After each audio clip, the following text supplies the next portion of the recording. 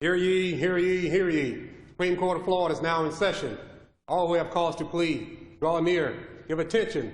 You shall be heard. God save these United States, great state of Florida, His honorable court.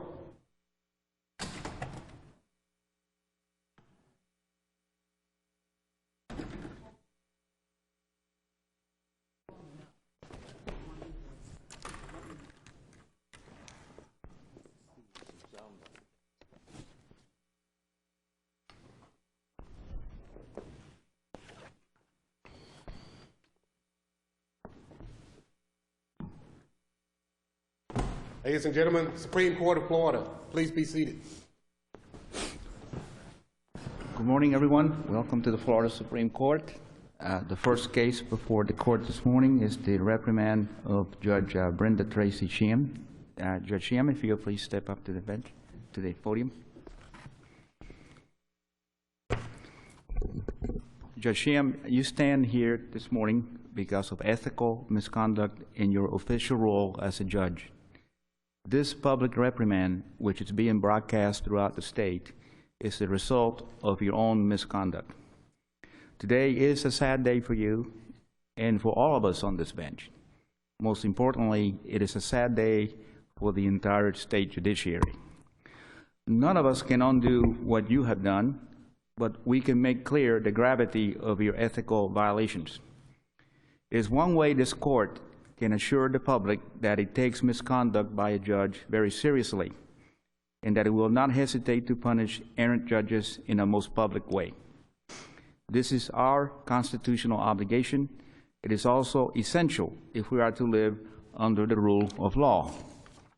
Our courts exist to protect the rights and liberties, uphold and interpret the law, and provide for the peaceful resolution of disputes. But this fundamental mission can be carried out only with the trust and confidence that the people confer upon judges. By your actions, Judge Sheehan, you have damaged that trust and confidence.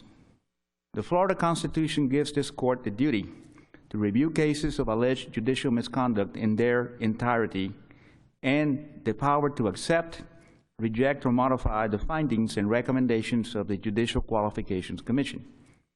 You entered into a stipulation with the Judicial Qualifications Commission admitting 2 violations of the Code of Judicial Conduct. In cases where a judge admits to wrongdoings, as you have, the court most commonly will conclude that the findings of the Judicial Qualifications Commission are supported by clear and convincing evidence. We did so in your case after thoroughly considering the details of your admitted misconduct in Tampa on the night of July 5, 2013. Specifically, as we noted in our opinion, and as you stipulated with the Judicial Qualifications Commission, you were seen driving erratically. Law enforcement stopped you, administered field sobriety tests, and then transported you to the Hillsborough County Jail, where 2 breathalyzer tests were administered. The scores of each test indicated a breath alcohol level more than double Florida's legal limit. On August 23, 2013, you pleaded guilty to a charge of driving under the influence. You were sentenced pursuant to the mandatory provisions of Florida law. Because you are a judge, the Judicial Qualifications Commission opened its investigation. After reviewing the facts and your background, the Judicial Qualifications Commission concluded the interests of justice and sound judicial administration will be best served by entering into a stipulation with you.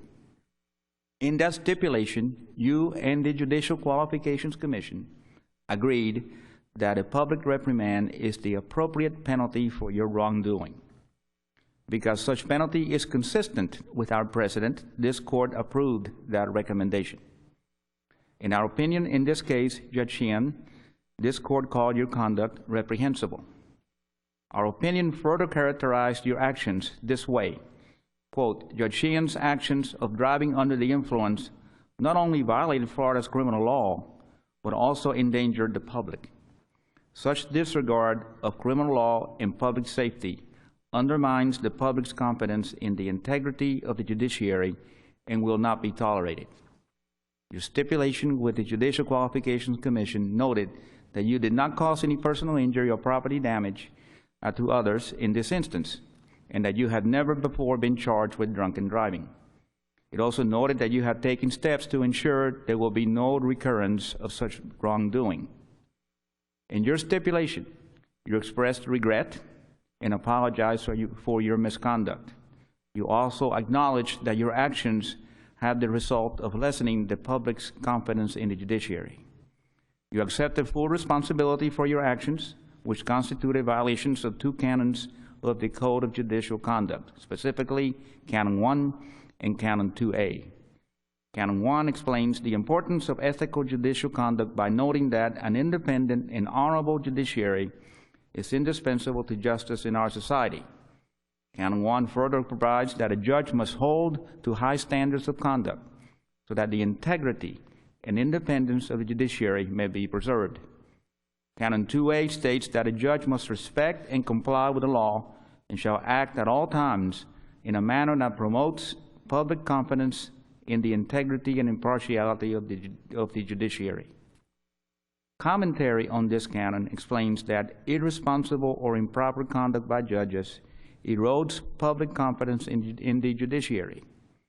A judge must avoid all impropriety and appearance of impropriety, and the prohibition against behaving with impropriety or the appearance of impropriety applies to both the professional and personal conduct of a judge. In its findings, the Judicial Qualifications Commission concluded that your wrongdoing was an isolated incident and did not demonstrate an unfitness to office. We agree. Finally, Judge Sheehan, we encourage you to review the prior judicial ethics cases this court has issued over the years. You will find that most involve cases like this one, of only a single episode of unethical conduct during a judge's career. Reoffenses are rare because they are rarely tolerated. What our cases plainly show is this: if a second episode of misconduct occurs, this court always responds far more harshly.